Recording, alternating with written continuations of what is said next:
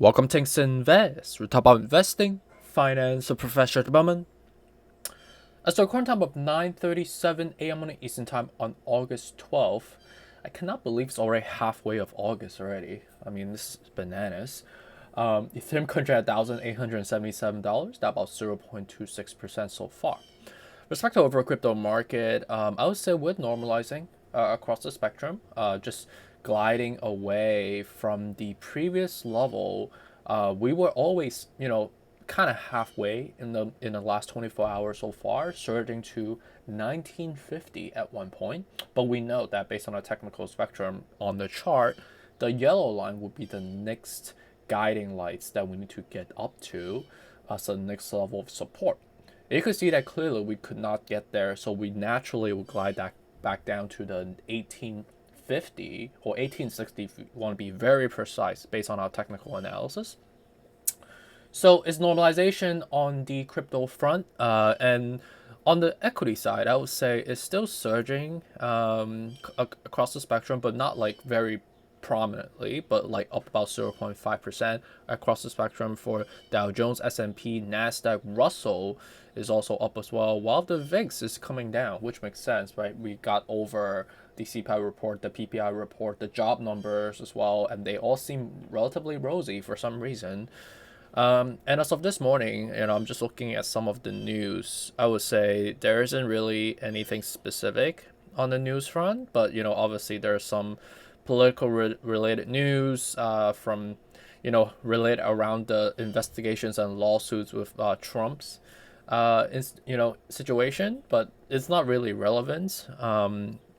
In addition to that, I'm also seeing some price adjustments on some of the EV stocks as well, like Rivian, and also like some other consumer-based stocks like Six Flags, like the theme park, and Leonard downgraded by respective Wall Streets.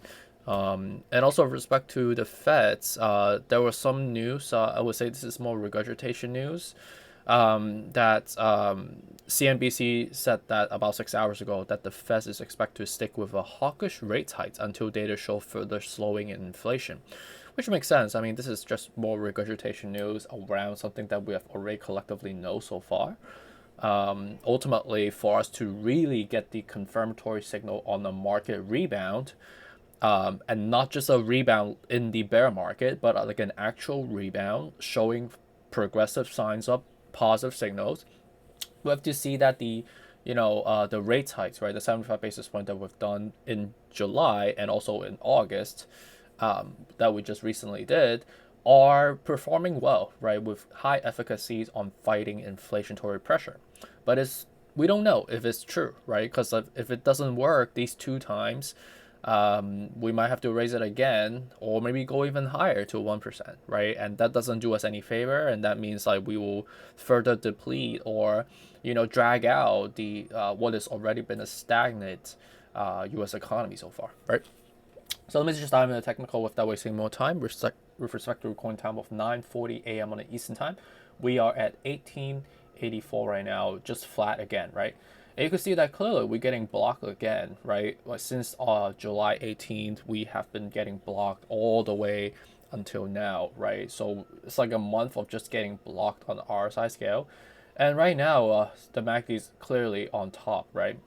So right now, we're also getting a blockade at the current resistance level, right? Can we get up to the 2000, right? And if we get up to the 2000, we might get up to even higher to 2150, contingent on additional positive news. But do we see any real like positive news beside the Ethereum testing news that we saw recently? So that gave us some propellant. But beside that, there isn't really anything additional that is truly positive or negative, right? It's just more of a, it's more of an inactive type of weeks ahead for the crypto side and also the equity side as well, knowing the fact that earnings, the earning season has pretty much, mostly passed already. We might hear one or two additional stocks as reporting earnings, but the main ones that are really the needle drivers have already passed us already, right? So again, right, daily looks quite bearish extended, But weekly, you could see that we are, still looking for some platform of launching. We have crossed up on a golden cross, and we still have some room to go up to, as the next level of blockade would be 54 of 70. So technically, we could see 2000, we could see 2050 if we see bullish pressure. And on the monthly, obviously, it's quite plateau, as expected. And then for Bitcoin on a monthly, same thing as Ethereum. Weekly looks quite bullish. You could see that we're about to form our golden cross. We are 37 out of 70s, and we still have some room to run up to 52. So daily right now, you could see that clearly. We are pointing back down again. We're hitting another blockade. And this also looks like a ascending triangle, a wedge. So whenever you see like an upward wedge, you always kind of come back down, right? So I do think that we should see some volatility in the near term, like daily, but weeks and months out, we should see some bullishness. And this is applicable across all the other coins on the altcoin side of the house, right? And then with respect to, let's take a look at the equity side. I would say, yeah, Dow Jones very extended. So we are hitting a blockade right now across the market. So shorting the market actually is not illogical. It actually makes quite much sense. And also at the same time, with respect to SPY as well, we are quite extended at 70 out of 70 right now. It's like, just look at Tesla.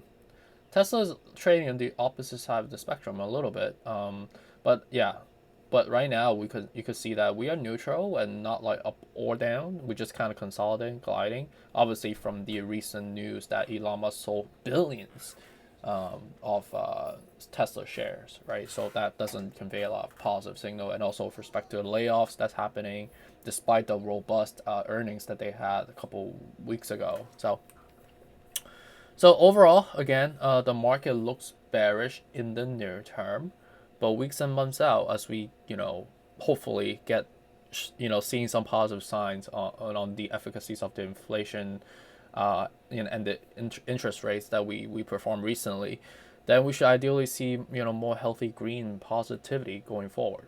Okay, so appreciate you. Have a good day and take care.